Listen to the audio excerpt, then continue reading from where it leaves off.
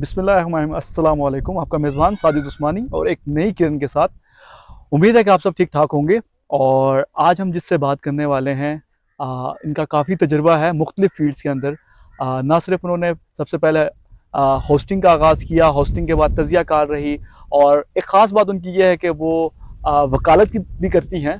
तो आज उनके तजुर्बे से हवाले से बात करें। सबसे पहले उनका बहुत बहुत शुक्रिया। क्या हाल है, कैसी हैं आप? जी, साजिद मैं बिल्कुल ठीक हूँ, आप बताएँ कैसे हैं आप, ठीक अल्लाह हैं? का शुक्र है। सबसे पहले तो आपका बहुत-बहुत शुक्रिया, आपने अपना एक काफ़ी लंबे टाइम बाद अपना टाइम दिया। तो कैसी जा रही है ज़िंदगी, आपकी कैसी गुज़र रही है? जी, वालेकुम सलाम, आपका बहुत शुक्रिया कि आपके तवस्सुल से मेरी आवाज़ जो है वो आपकी ऑडियंस तक जाएगी। बहुत शुक्रिया, ज़िंदगी बहुत अच्छी चल रही है और ज़िंदगी बहुत मशगूल है अपने मामलात में। हुँ, हुँ। आप सुनाइए, ठीक है? बिल्कुल ज़बरदस्त। हम बात करेंगे आपकी ख़ास तौर पे करियर पे। जो वकालत करती हैं, इसमें आपको मुख्तलिफ़ किस्म के केसेस मिलते होंगे। आज आपने हमें ऐसा केस के हवाले से बताना है, जो आपको बहुत अजीब लगा हो, जो रिसेंट कोई ऐसा केस हुआ है आपके पास ऐसे? Well it's been 8 years I am practicing और 8 सालों में बहुत से तजुर्बात होते हैं, फैमिली केसेस होते हैं, क्रिमिनल होते हैं, सिविल होते हैं। लेकिन कुछ इस तरह के वाक़यात होते हैं जो कि आपको बड़ा एक झंझोड़ के रख देते हैं। Recently I met with a guy, उसने मुझे कहा कि मुझे आपसे मिलना है और जिस तरह केस में ये होता है कि आप डिस्कशंस कर रहे होते हो, तो आई यूज़ टू प्रेफ़र कि मैं क्लाइंट्स को एक कम्फ़र्ट ज़ोन दूँ और उसके बाद उनकी पूरी जो बातचीत है वो सुनूँ, उनका इश्यू रिज़ॉल्व करने की कोशिश करूँ। व्हाट हैपेंड टू हिम कि वो एक लड़का था बड़ा खूबसूरत सा और जैसा कि एक बदकिस्मती से मतलब देखा जाता है कि लड़के यहाँ पे मैं ये नहीं कहूँगी कि स्पेसिफिक एक शहर में, लेकिन लड़के आजकल ये एक उन्होंने कारोबार बनाया हुआ है कि एक बड़ी उम्र की ख़वातीन के साथ वो रहते हैं, रिलेशनशिप रखते हैं और उसके बाद उनसे जो है वो पैसों का मुतालबा करते हैं या जो भी उनकी शॉपिंग के खर्चे या जो भी खर्चे हैं वो पूरे करवाते हैं। अब वो लड़का मेरे पास आया एंड ही टोल्ड मी कि मैं नाम तो ज़ाहिर बात है आपको डिस्क्लोज़ नहीं कर सकती, ही टोल्ड मी कि ठीक उसका है। रेप हुआ है। अब आई थॉट कि रैप हुआ है? रेप हुआ है, बिल्कुल रेप हुआ है। अच्छा, रेप जो है वो उसका बेसिकली आई थॉट कि शायद उसको मोलेस्ट किया गया और वो अच्छा। खुल के बता नहीं रहा। तो बेसिकली उसको मोलेस्ट नहीं किया गया था, ही वाज़ बीइंग रेप्ड, वो एक्चुअली रेप्ड हुआ था।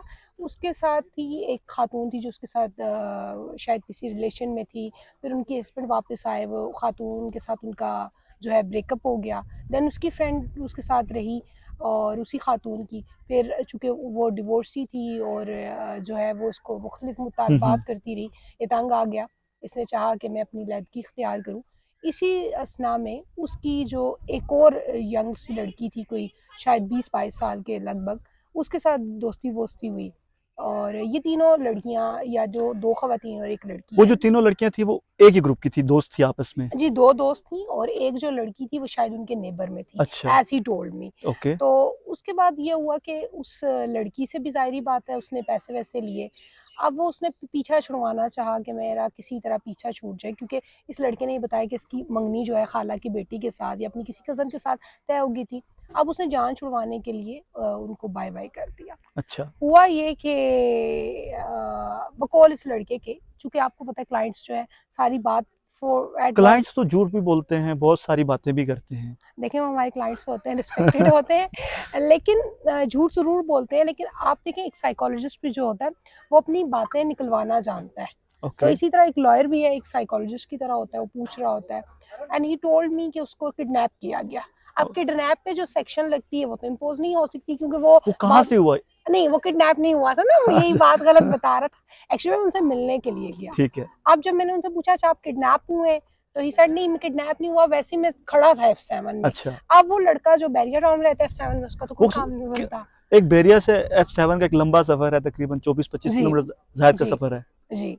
तो फिर देन पता चला शायद उसने कोई रिजॉइन पार्टी-वार्टी करनी होगी। अच्छा। तो वो जब मिला और ही टोल्ड मी कि मैं अगले दिन वापस आया और मुझे उन्होंने अल्कोहल दी और वो ठीक है। नशावर जो अदवाइयात हैं उसका इस्तेमाल किया गया। अब वो होता ये कि लड़के जो है या जो भी विक्टिम जब वो बाद में बन के आते हैं, करते वो खुद इस्तेमाल हैं। लेकिन वो फिर बाद में ज़ाहिर बात है एक सिनेरियो बनता है।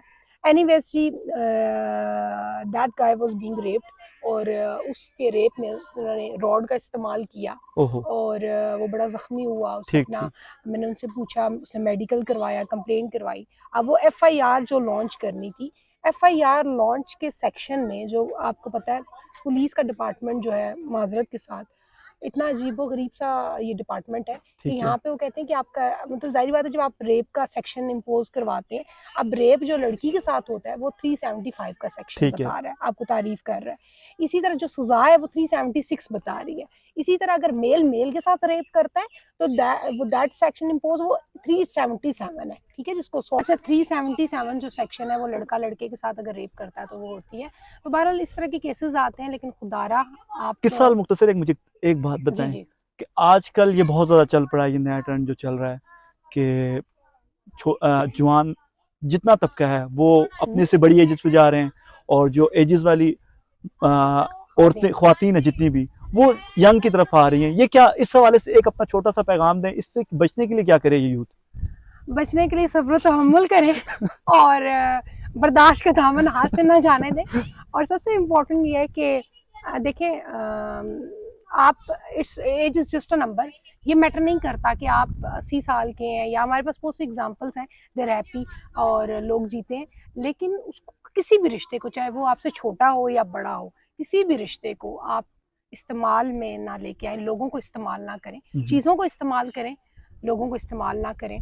और सम टाइम तो ये होता है कि एक इमोशनली आप रोना धोना डालते हैं और बदवाएं देते हैं, लेकिन कभी कभी ये भी हो जाता है। तो जो उस लड़के के साथ हुआ तो कभी कभी ये भी हो जाता है, इसलिए एहतियात कीजिएगा। चलें जी, आपका बहुत बहुत शुक्रिया। Thank you so much. और होती है जी मज़ीद मुलाकात आपसे, तब तक के लिए दीजिएगा इजाज़त। अल्लाह हाफ़िज़।